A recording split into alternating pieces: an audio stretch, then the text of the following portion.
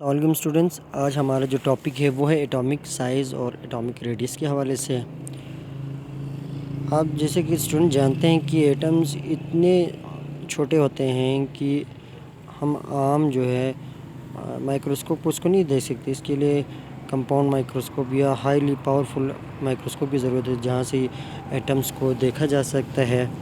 और इसी की मदद से जो है साइंसदानों ने जब तहकीक की तो उनको पता चला कि इसके साइज़ भी हम नाप सकते हैं।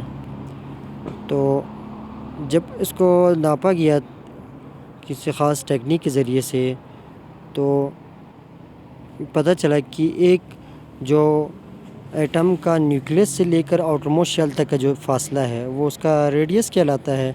जब उसको नापा गया तो वो तकरीबन बराबर होता है 1 एंगस्ट्रॉम।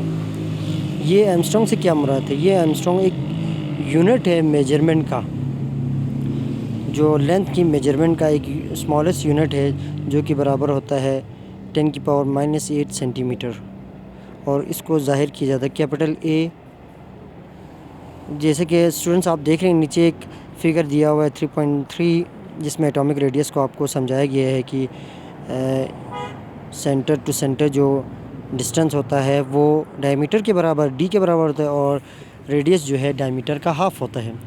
और जब हम इन ट्रेंड्स की बात करते हैं एटॉमिक रेडियस की या उसके साइज़ की ग्रुप और पीरियड्स के हवाले से, तो एटॉमिक जो रेडियस होता है वो एक ग्रुप के अंदर ऊपर से नीचे टॉप टू बॉटम ये जो है इंक्रीज़ होता जाता है।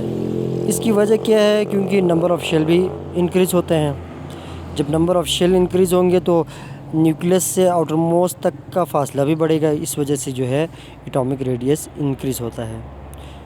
जबकि जब पीरियड में हम इसकी बात करते हैं एटॉमिक रेडियस की, तो आप जानते हैं कि एक ही पीरियड के अंदर left to right number of shell तो वही रहता है, लेकिन आउटरमोस्ट इलेक्ट्रॉन बढ़ जाते हैं। जब आउटरमोस्ट इलेक्ट्रॉन बढ़ जाते हैं तो फोर्स ऑफ अट्रैक्शन, क्योंकि न्यूक्लियस में पॉजिटिव चार्ज होता है, बढ़ जाता है, तो एटॉमिक रेडियस डिक्रीज़ हो जाएगा।